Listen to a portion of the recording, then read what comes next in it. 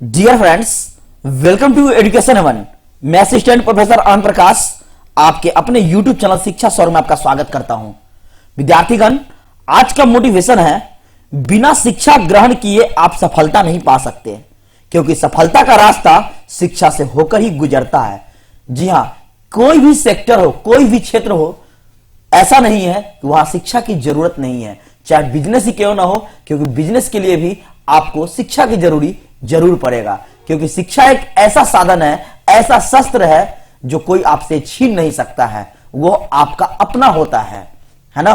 यदि आपने मेरे चैनल को लाइक नहीं किया है तो लाइक करें, शेयर करें, नए हैं तो सब्सक्राइब करें, वो बेल आइकन को दबा दें ताकि आने वाले वीडियो की नोटिफिकेशन आपको पहले मिल सके। आज के इस इंपॉर्टेंट वीडियो में हम लोग बिहार बोर्ड इंटर परीक्षा, जी हां, बोर्ड एग्जाम का आपका ज्योग्राफी का मोस्ट वीवीआई ऑब्जेक्टिव प्रश्नों को देखेंगे, जो कि आपके एग्जाम के लिए बहुत ही महत्वपूर्ण है। यह आपका भूगोल का पार्ट 1 है ना। तो इसमें हम लोग वीवीआई प्रश्नों को देखेंगे, वो भी विस्तार से। तो कॉपी कलम निकालिए और तैयार हो जाइए अपनी तैयारी के लिए। चलते हैं आज के प्रश्नों की ओर।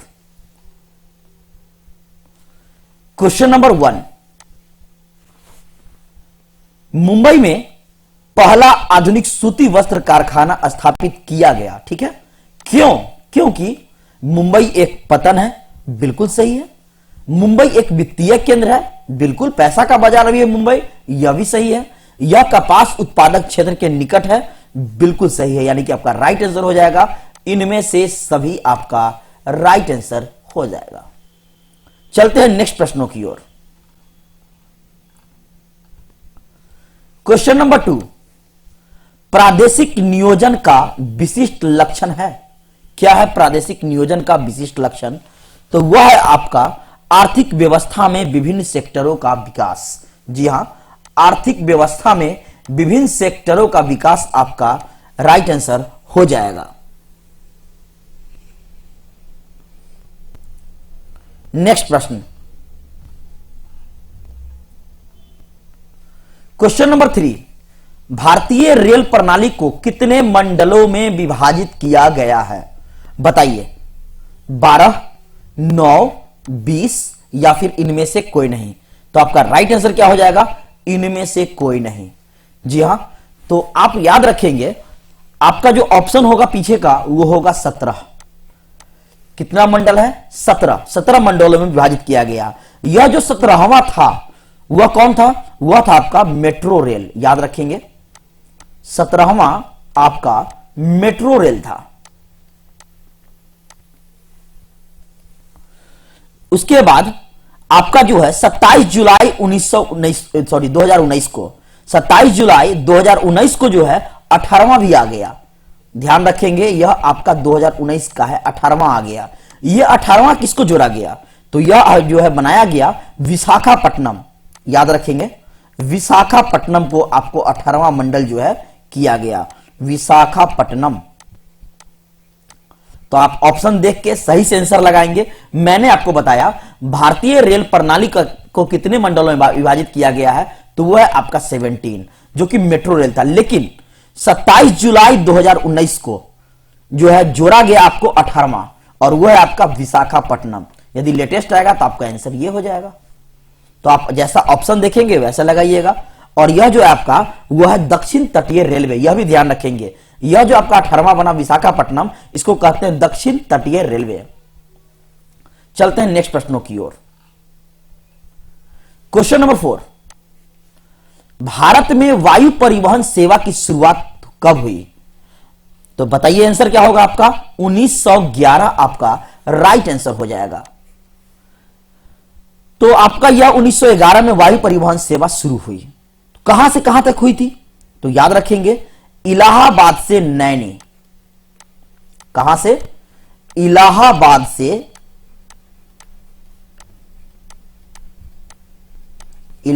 से आपका नैनी जो है शुरू हुआ था, यहां है ना।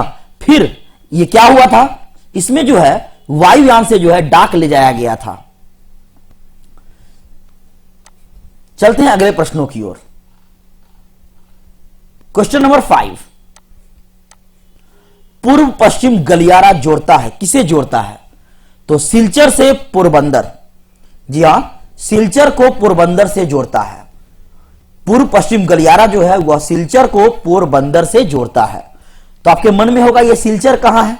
तो याद रखेंगे सिलचर जो है वह आपका असम में है। कहां? असम में।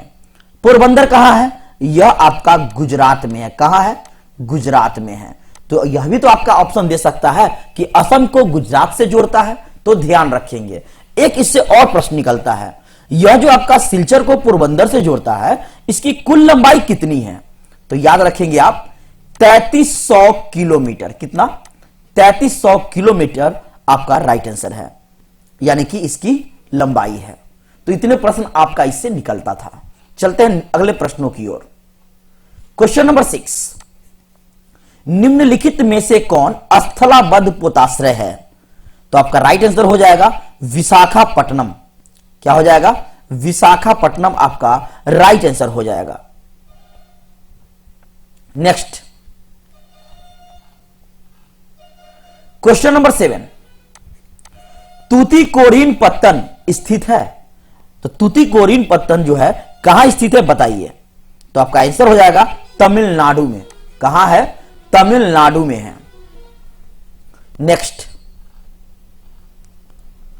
नेक्स्ट प्रश्न है आपका, अम्ल वर्षा का क्या कारण है? बताइए अम्ल वर्षा का क्या कारण है?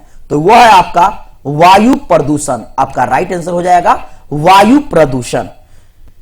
तो यहां आपका आया अम्ल वर्षा। बताइए अम्ल वर्षा क्या होता है? तो आप ध्यान रखेंगे वायुमंडल में मानव के कारण सल्फर ऑक्साइड बनाई, उसके बाद जो है सल्फर डाइऑक्साइड जो है या इसके अत्यधिक उत्सर्जन जो है वहां होती है। कहां? वायुमंडल में। फिर यही गैसें वायुमंडल में पहुंचकर जो है जल से रासायनिक अभिक्रिया करके जो है सल्फेट व सल्फ्यूरिक अम्ल का निर्माण करती है, जिसे हम अम्ल वर्षा का को नाम से जानते हैं, और या फिर यही अम्ल वर्षा का कारण है। फिर से जान लीजिए अम्ल वर्षा यदि आपसे सब्जेक्टिव में पूछ लिया जाए तो क्या जवाब देंगे? वायुमंडल में मानव के कारण सल्फर ऑक्साइड और नाइट्रोजन ऑक्साइड के अत्यधिक उत्सर्जन के द्वारा यह बनती है ना? और यही गैसें वायुमंडल में जब पहुंचकर जल से रासायनिक क्रिया करती है तो यह सल्फेट व सल्फ्यूरिक अम्ल का निर्माण करती है, जो अम्ल वर्षा का मुख्य कारण है। चलते हैं अगले प्रश्नों की ओर। क्वेश्चन नंबर 9, भारत में प्रथम नाभिकीय ऊर्जा परियोजना स्थापित की गई थी? कहां की गई थी बताइए? तो आपका आंसर हो जाएगा तारापुर में। कहां की गई थी? तारापुर आपका राइट आंसर हो जाएगा। यह तारापुर कहां है? तो यह है आपका महाराष्ट्र में। कहां है? महाराष्ट्र में है। फिर उसके बाद यह जो आपका प्रथम नाभिकीय ऊर्जा परियोजना स्थापित हुई, कब हुई थी यह? याद रखेंगे 1969 में हुई थी, 1969 में। यह भी आपका प्रश्न बनता है। यह भी ध्यान रखेंगे किसकी मदद से यह किया गया था?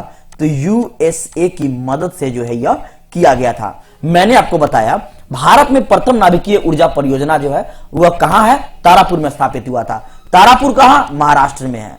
कब हुआ था यह? 1969 में हुआ था, 1969 में हुई थी। किसके मदद से? तो यह यूएसए की मदद से हुई थी। चलते हैं अगले प्रश्नों की ओर। क्वेश्चन नंबर 10, निम्न में कौन परंपरागत ऊर्जा स्रोत है? बताइए। तो आपका आंसर क्या होगा? पेट्रोलियम बिल्कुल है, कोयला यह भी है, प्राकृतिक गैस यह भी है, यानी आपका राइट आंसर हो जाएगा इनमें से सभी। निम्न में कौन परंपरागत ऊर्जा है? तो ये सभी आपका जो है परंपरागत ऊर्जा है। एक क्वेश्चन और बनता है यहां, यदि आपको पूछ दे कि गैर परंपरागत ऊर्जा स्रोत क्या है, तो याद रखेंगे गैर परंपरागत ऊर्जा स्रोत अगर पूछे तो आप आंसर देंगे, उसमें आपका आ जाएगा सौर ऊर्जा, पवन ऊर्जा,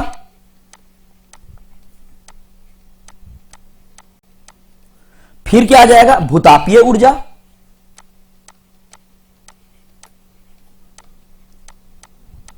और भी बहुत सारे उदाहरण हैं। एक और ले लीजिए आप, जैव ईंधन हो जाएगा,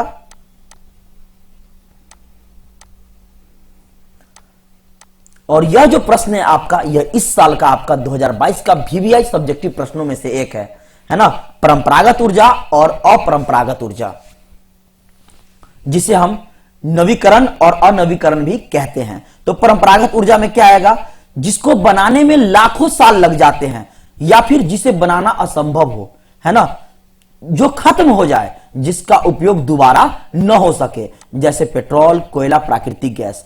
इसे बनाने में लाखों करोड़ों साल लग जाते हैं और इसका उपयोग दोबारा नहीं होता है, तो यह आपका हो गया परंपरागत। और वैसे चीजें जो कि अनलिमिटेड है, कभी खत्म नहीं होने की संभावना है, तो वो हो गया आपका ये सब सौर ऊर्जा, पवन ऊर्जा, भूतापीय ऊर्जा, जैव ईंधन, ये सब आपका अपरंपरागत ऊर्जा स्रोत के उदाहरण है। तो आपका सब्जेक्टिव प्रश्न भी सोल्व हो गया। चलते हैं नेक्स्ट प्रश्नों की ओर। क्वेश्चन नंबर 11, बोकारो इस्पात केंद्र कहां है? बताइए, बोकारो इस्पात केंद्र है, क्या है बोकारो इस्पात केंद्र? तो यह आपका आता है सार्वजनिक क्षेत्र में। किस में आता है? सार्वजनिक क्षेत्र में जो है बोकारो इस्पात केंद्र आपका आता है। यह जो है सोवियत संघ के सहयोग से बना था, सोवियत संघ के सहयोग से बना था। कहां? झारखंड में, याद रखेंगे। बोकारो इस्पात केंद्र जो है यह सार्वजनिक क्षेत्र के अंतर्गत आता है और यह झारखंड में बना था। यह भी ध्यान रखेंगे कब? तो 1964 में, यानी कि 1964 में यह बना था। नेक्स्ट प्रश्न, क्वेश्चन नंबर 12, बालघाट मैंगनीज क्षेत्र किस राज्य में स्थित है? तो आपका आंसर हो जाएगा मध्य प्रदेश। क्या हो जाएगा आपका आंसर? मध्य प्रदेश। बालघाट मैंगनीज क्षेत्र जो है वह आपका मध्य प्रदेश में स्थित है।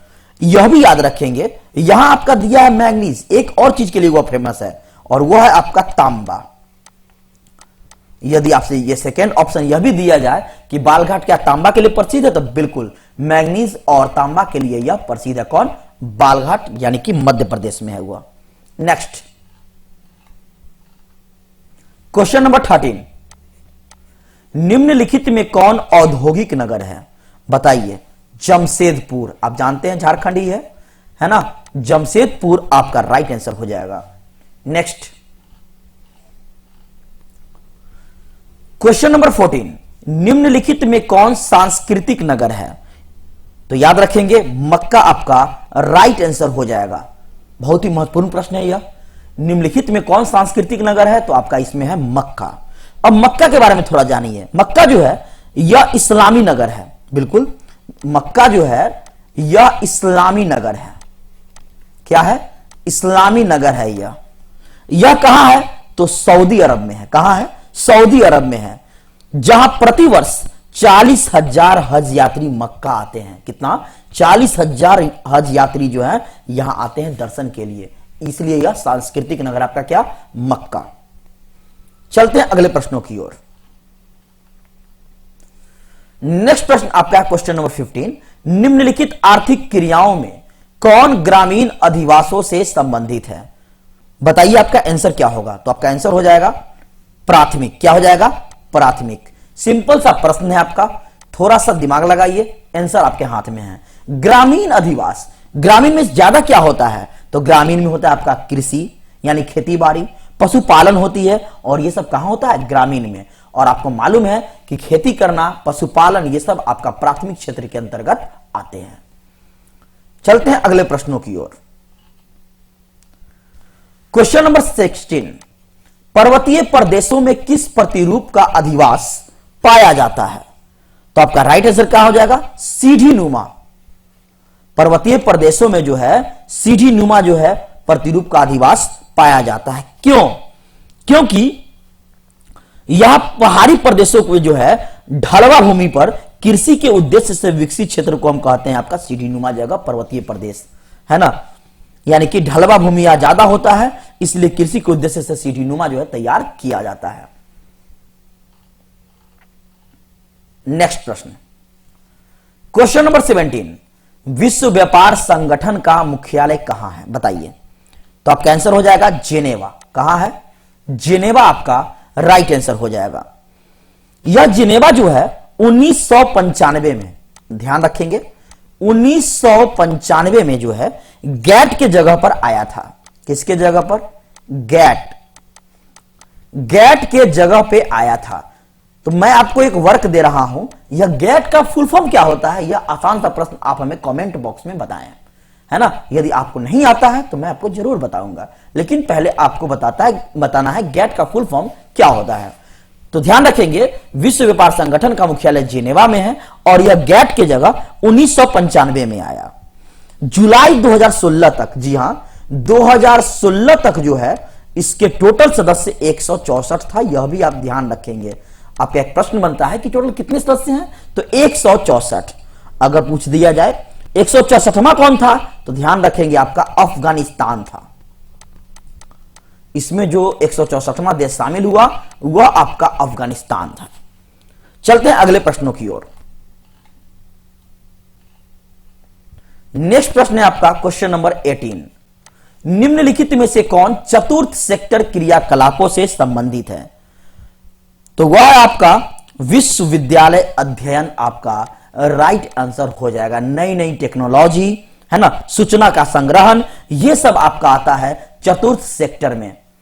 सूचना का संग्रहण, विश्वविद्यालय अध्ययन कहां आता है, आपका चतुर्थ सेक्टर के अंतर्गत आता है। अगला प्रश्न क्वेश्चन नंबर 19। रेल मार्ग के जाल का सघनतम घनत्व है कहां, बताइए। तो संयुक्त राज्य अमेरिका में। कहां, संयुक्त राज्य अमेरिका में है आपका रेल के जाल का सघनतम घनत्व है। नेक्स्ट प्रश्न क्वेश्चन नंबर 20। लंबी दूरी तक भारी सामान ढोने के लिए कौन सबसे परिवहन साधन है। लंबी दूरी तक भारी सामान ढोने के लिए सबसे अच्छा साधन क्या है, तो जल परिवहन। क्या है, जल परिवहन। एक क्वेश्चन और बनता है यहां, जल परिवहन जो है इसके दो प्रकार होते हैं, यह भी आप ध्यान रखेंगे। एक होता है आपका अंतर्देशीय जलमार्ग और एक होता है समुद्री मार्ग। एक होता है आपका अंतर्देशीय जलमार्ग और दूसरा होता है समुद्री मार्ग। नेक्स्ट प्रश्न क्वेश्चन नंबर 21।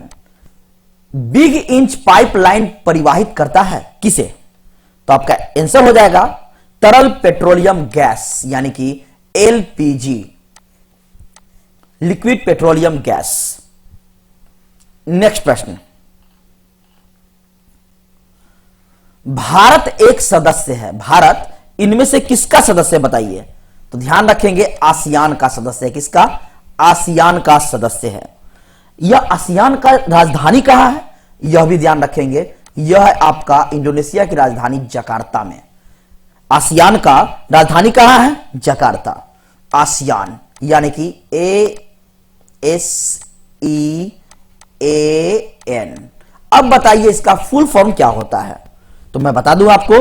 फुल फॉर्म होता है आपका association of south east Asian Nations. लिख लीजिए, क्योंकि मैं लिखूंगा तो आपको समय ज्यादा लगेगा, है ना, वीडियो लंबी हो जाएगी। तो लिखिए association of south east Asian Nations. अब इसके संस्थापक राष्ट्र कौन थे, यानी आसियान जब बना तो इसके संस्थापक देश कौन थे उस समय, तो ध्यान रखेंगे Indonesia, Malaysia, Philippines, Singapore, Thailand. यह आपका संस्थापक राष्ट्र था। फिर से सुन लीजिए, इंडोनेशिया, मलेशिया, फिलीपींस, सिंगापुर और थाईलैंड। चलते हैं अगले प्रश्नों की ओर। Question number 23। 2011 की जनगणना के अनुसार भारत की जनसंख्या कितनी थी, तो आपका आंसर हो जाएगा 121 करोड़। विद्यार्थीगण, लॉकडाउन के कारण अभी तक आपका 2021 का जनगणना का रिजल्ट नहीं आया है, परिणाम नहीं आया सरकार के द्वारा। सो आपका यदि क्वेश्चन पूछा जाएगा तो 2011 के अनुसार ही पूछा जाएगा, क्योंकि अभी अगर जनगणना यदि आएगी रिजल्ट तो आपका 135 करोड़ से ज्यादा जनसंख्या बताया जाएगा। सो अब इसके बारे में जानिए। यहां आपका 2011 की जनगणना है। हर चीज मैं लिख नहीं सकता, लेकिन आप कोशिश कीजिए अच्छे से सुनकर लिखकर पढ़ने का। तो चलिए, प्रश्न आपका आता है 2011 की जनगणना से कि पहली बार जनगणना कब हुआ था। याद रखेंगे 1872 में। कब, 1872 में जो है पहली बार जनगणना हुआ था, लॉर्ड मेयो के शासनकाल, लॉर्ड मेयो के द्वारा। जी हां, लॉर्ड मेयो। फिर नियमित जनगणना की शुरुआत कब हुई, यह भी याद रखेंगे आप, 1881 में। नियमित जनगणना जो है वह 1881 में हुआ लॉर्ड रिपन के। किसके द्वारा? Lord Ripon. ध्यान रखेंगे, हर एक प्रश्न आपके एग्जाम के लिए महत्वपूर्ण है, सिर्फ 12 में ही नहीं, ये सब प्रश्न आपके रेलवे में, एसएससी में, हर कॉम्पिटिटिव एग्जाम्स में जो है देखने को मिलेंगे। तो पहली बार जनगणना 1872 में लॉर्ड मेयो के द्वारा हुआ था। नियमित जनगणना 1881 में हुआ। तभी से आपका जनगणना जो है 10 साल पे होता है। कब से? 10 साल से में आपका होता है एक बार जनगणना। तो देखिए 81 में हुआ, 91 में हुआ, फिर आपका 2001 में हुआ, फिर आपका 2011 में हुआ, है ना। तो 10 साल में यदि पूछा जाए जनगणना कितने साल में होता है, तो 10 साल बाद होता है, यानी 10 साल में। फिर प्रश्न बनता है आपका जनगणना, यहां आपको भारत की जनसंख्या, तो बताइए विश्व जनसंख्या दिवस कब मनाया जाता है? ध्यान रखेंगे आपका विश्व जनसंख्या दिवस 11 जुलाई, जी हां 11 जुलाई को जो है विश्व जनसंख्या दिवस मनाया जाता है। जनगणना का महाविभाजन साल, जनगणना का महाविभाजन साल कौन होता है, यह भी ध्यान रखेंगे, जगह कम पड़ रहा है, मैं भी लिखता हूं 1921 को जो है जनगणना का महाविभाजन साल कहा जाता है। पहली बार जाति आधारित जनगणना कब हुई थी, यह भी ध्यान रखेंगे 1931 में। जनगणना का महाविभाजन साल आपका 1921 है। पहली बार जाति आधारित जनगणना 1931 में हुई थी। अब आपका तो जगह ही नहीं है, लेकिन कुछ क्वेश्चंस मैं आपको 1 मिनट में बता देता हूं ताकि आपको रिवीजन हो जाए। सीखिए, क्योंकि हर चीज एग्जाम के लिए मत पढ़िए, जानकारी के लिए भी पढ़िए। चलिए सुनिए, पुरुष साक्षरता 2011 के अनुसार ही मैं पढ़ रहा हूं, कितना था, तो प्रतिशत 80.9% था आपका पुरुष साक्षरता। महिला साक्षरता कितना था? 64.6%। जनसंख्या घनत्व 382 व्यक्ति प्रति वर्ग किलोमीटर था। और भी याद रखिए, अनुसूचित जाति की जनसंख्या कितना था, तो 16.6%। सबसे अधिक प्रजनन दर बिहार में था 3.7, और सबसे कम प्रजनन दर तो तमिलनाडु में था आपका 1.7। और फेमस क्वेश्चन जान लीजिए, सर्वाधिक जनसंख्या वाला राज्य पूछे तो आंसर क्या होगा आपका? उत्तर प्रदेश। और सबसे अग्रणी राज्य साक्षरता की दृष्टि से तो केरल हो जाएगा। सबसे पिछड़ा राज्य कौन होगा साक्षरता की दृष्टि से, तो आपका बिहार हो जाएगा। बहुत दुख की बात है ना, सबसे पिछड़ा राज्य साक्षरता की दृष्टि से बिहार है। सबसे अग्रणी राज्य केंद्र शासित प्रदेश में कौन है, तो याद रखेंगे लक्षद्वीप। लेकिन सबसे पिछड़ा केंद्र शासित प्रदेश कौन होगा साक्षरता की दृष्टि से, तो वो होगा आपका दादर और नगर हवेली। सबसे बड़ा राज्य जनसंख्या घनत्व की दृष्टि से कौन होगा, वो होगा आपका बिहार। और सबसे छोटा राज्य जनसंख्या घनत्व की दृष्टि से अरुणाचल प्रदेश। सबसे बड़ा केंद्र शासित राज्य कौन है जनसंख्या घनत्व की दृष्टि से, तो वो हो जाएगा आपका दिल्ली हो जाएगा, है ना। तो ये सब मैंने आपको प्रश्न ऐसे ही बता दिया ताकि आप याद करें। चलते हैं अगले प्रश्नों की ओर। क्वेश्चन नंबर 24, निम्नलिखित प्रदेशों में कौन सुप्रलेखित प्राचीनतम नगरीय बस्ती है, तो आपका आंसर क्या हो जाएगा? सिंधु घाटी। क्या हो जाएगा? सिंधु घाटी। नेक्स्ट क्वेश्चन नंबर 25, किस भाषा परिवार की जनसंख्या सबसे कम है? किस भाषा परिवार की जनसंख्या सबसे कम है, तो याद रखेंगे चीनी तिब्बती। चीनी तिब्बती जो आपका यह जो है भाषा परिवार की संख्या सबसे कम है। अगर पूछा जाए आपका दूसरे नंबर पे कौन है, तो वो हो जाएगा आपका आस्ट्रिक भाषा परिवार। क्या हो जाएगा? आस्ट्रिक भाषा परिवार। विद्यार्थीगण बस इतना ही, क्योंकि वीडियो बहुत लंबा हो रहा है। उम्मीद करता हूं आपको बहुत अच्छी तरीके से जो है समझ में आ गया होगा। यदि आप लिख के पढ़ रहे होंगे तो लिखिए, लिखने से याद होता है। चैनल से जुड़े रहिए, आपको 50 में 50 मार्क्स आपको ऑब्जेक्टिव में जरूर आएगा। बस लगे रहिए, जुड़े रहिए, पढ़िए मन लगाकर। फिर मिलते हैं अगले वीडियो में, तब तक के लिए धन्यवाद। Thank you for watching this video.